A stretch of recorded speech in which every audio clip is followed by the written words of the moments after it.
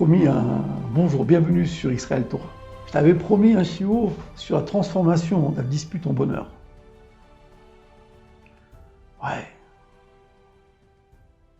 Comme dirait monsieur Yitzhak Attali, ouais. Transformer la dispute en bonheur.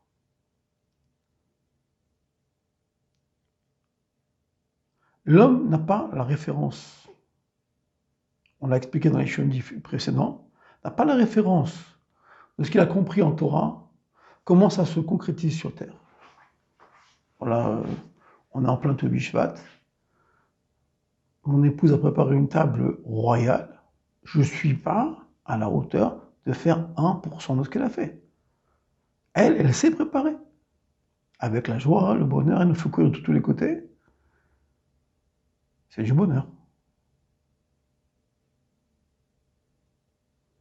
Donc, la logique, c'est de laisser faire et d'écouter ce que sa femme elle dit.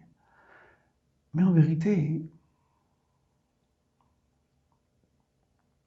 une femme aussi, comme on l'a expliqué précédemment, elle a ses idées, elle a ses intentions.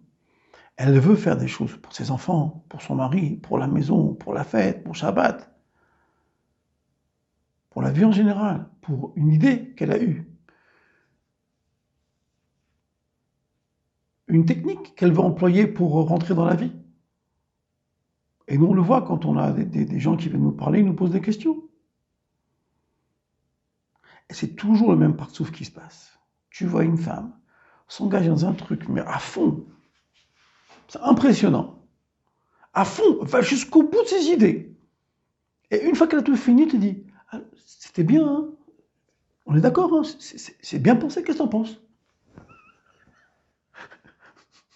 C'est trop rigolo, mec. À chaque fois, je suis époustouflé. Elle dit, elle se met en colère, elle parle. Elle fait, dit, c'est bien, hein? Elle pose la question pour savoir si c'est juste. En vérité, je me dis, pourquoi elle pose la question? Mais pourquoi? Pourquoi on pose une question comme celle-là? Tu sais ou tu sais pas?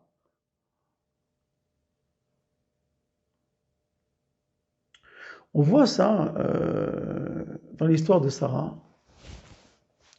Lorsque finalement elle comprend qu'Abraham Avinu a eu un message qu'elle aura des enfants avec Abraham.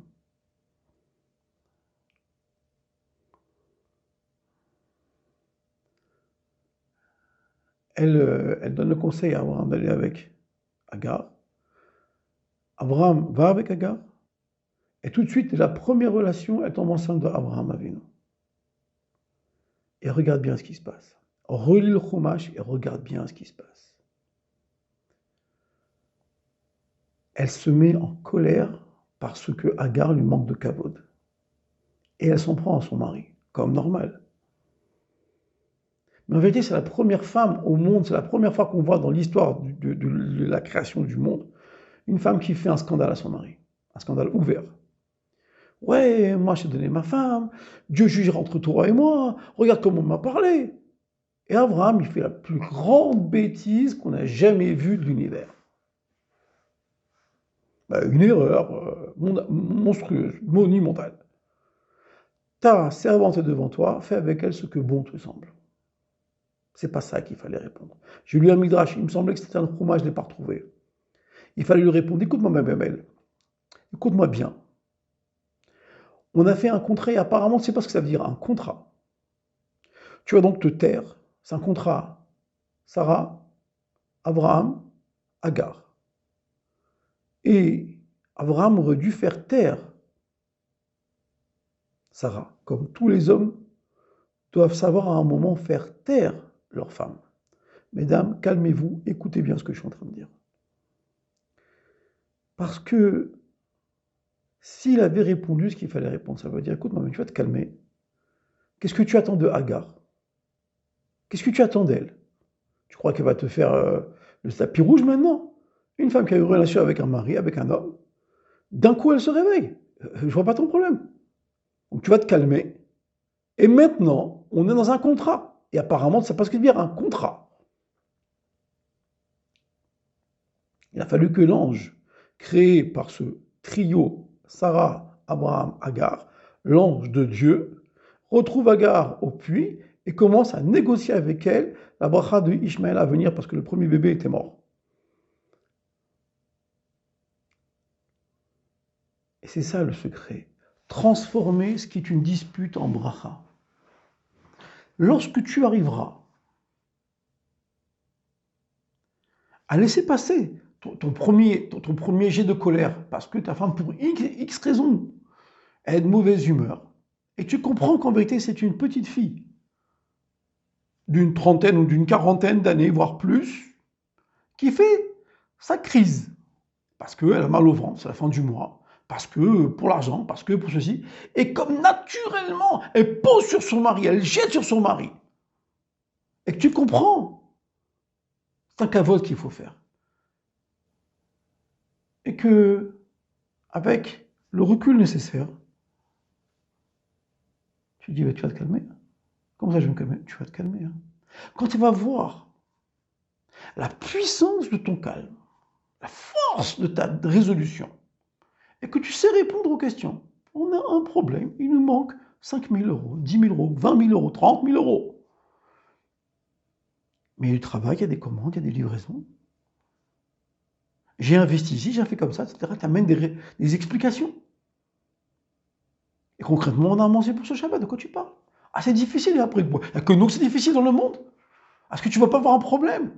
Quand elle voit que son mari, maintenant, il ramène la référence spirituelle, intellectuelle et divine au problème qui se pose ici, et qu'il amène des preuves, non seulement selon la Torah, ce qui est une évidence, mais aussi selon la logique d'un monde dans lequel nous vivons. Elle se calme. Et donc on voit. On dit, alors, à Shoshat Varim Olam Omed, pour savoir c'est quoi un homme, s'il étudie la Torah, s'il prie, et s'il travaille. Ça, c'est un homme. Mais, ah baba, quand ta femme, elle est comme une tempête qui ne veut plus se calmer. Al Shoshat Varim Olam Qayam. Aïe, aïe, aïe, aïe, aïe, aïe, aïe, aïe, aïe, aïe.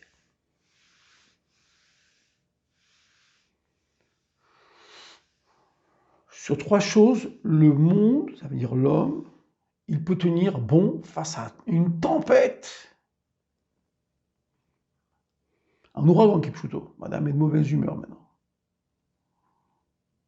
À la din, à la émet, et à la hachalom. Je fais attention et des mots que je dis, le ton que j'emploie et le regard que je mets. À la din, à la émet, et à la shalom. C'est quoi le din? Madame est de mauvaise humeur. De très mauvaise humeur. Elle a mal, elle est fatiguée, les enfants sont déchaînés, elle n'a pas pu acheter ce qu'elle voulait, pas savoir tout ce qu'il peut y avoir. Elle est de mauvaise humeur. À la din. Toi, il faut que tu fasses face. Sinon, on va te déchirer. Et je vous connais plein de mecs qui sont terrorisés par leurs femmes. Et quand je dis terrorisés, ça veut dire qu'ils sont terrorisés. Et il y a de quoi. Quand tu n'es pas prêt à la guerre, il y en a un qui m'a dit ça. Pour moi, ce bonhomme-là, c'est une colonne de marbre. Il m'a dit, j'ai peur de ma femme. Hier midi, il me l'a dit. Si tu veux de qui j'ai peur, sa femme, elle est fliflar, elle est comme ça. Et lui, c'est un marabar, il fait au moins 120, 130 kilos de muscles. Le mec, il tient l'entreprise, il fait des choses, et sa femme, flifla, toute petite comme ça, elle le fait trembler, ce bonhomme. Moi, je comprends pas. Moi, je comprends pas. Bon, je me tais, je réfléchis. À la dîne. Le dîne, il est comme ça.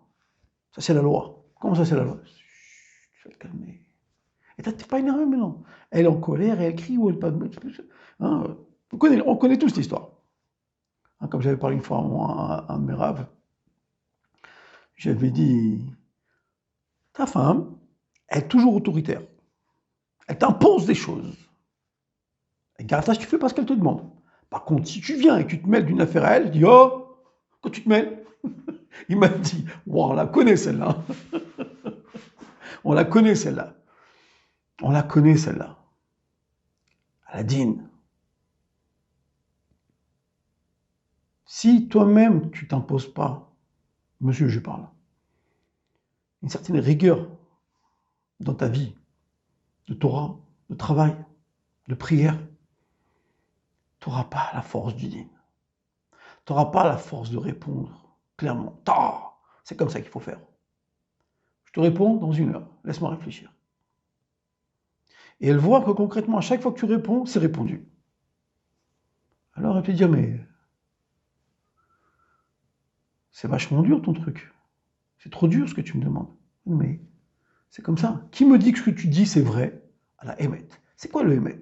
Le émet, c'est pas de dire que un truc carré, il est devenu rond, il est devenu une boule. C'est n'importe quoi. Qu'une femme, c'est un homme. N'importe quoi. Non. Le émet, la vérité, c'est nimshach. C'est quelque chose qui continue tout le temps, qui ne s'arrête jamais. Donc tu prouves que ce que tu dis, qui est indigne dans la Torah, qui est indigne dans le comportement humain, ce digne-là, il est émet. Depuis Moshe Rabbeinu, depuis Avraham Avinu, depuis Adam Arishon. Ça tient. C'est émet. Ah mais c'est pas évident, écoute, tu me prends comme ça, tu me casses toutes mes idées, et en plus tu m'en poses de émet, c'est trop dur. Fais à la shalom, ma femme. T'as pas compris. Je t'aime. T'es la plus belle femme du monde. T'es casse-pied, t'es insupportable aujourd'hui, mais je t'aime. T'es la plus belle femme du monde. Et là, elle voit que son mari, tout digne qu'il est, j'ai connu un monsieur qui m'a parlé. C'est lui qui m'a étudié, c'est lui qui m'a appris à réfléchir. Et je peux t'assurer qu'il ne m'a pas fait de cadeau. Et il m'a eu avec une sadéquette. Mais comme toutes les femmes du monde, c'est jamais facile. Je l'ai vue à l'œuvre. Elle-même m'a raconté qu'elle avait exagéré. Et son mari, qui était un bonhomme de haute stature à tous les niveaux, lui a dit, bah, tant pis pour toi, tu verras ce soir. Ça veut dire que ce soir, elle a rêvé. Et dans le rêve qu'elle a vécu, elle a vu que son mari, il l'emmenait s'envoler de nuage en nuage, et lui montrer la vérité comme il faut la voir. En demain matin, il a dit, excuse-moi, je te demande pardon. Ce faisant, tu transformes. Tu transformes littéralement un enfer en paradis. On te demande réellement de ne pas changer ta femme. Qu'est-ce que tu as expliqué? Elle ne va pas entendre. Elle ne va pas écouter. Par contre, si toi, tu t'écoutes à toi-même et que tu prends ta ligne, que tu pries réellement, quand tu étudies, on ne te demande pas d'étudier des Gmarot, tu n'es pas un Dayan, Baba. Étudie la Torah que tu dois comprendre et que tu vis avec ça. Et que quand tu travailles, tu ramènes de l'argent. Et que tu fais le shalom avec ta femme. Alors, tu auras transformé l'enfer en paradis et la dispute en jour de bonheur.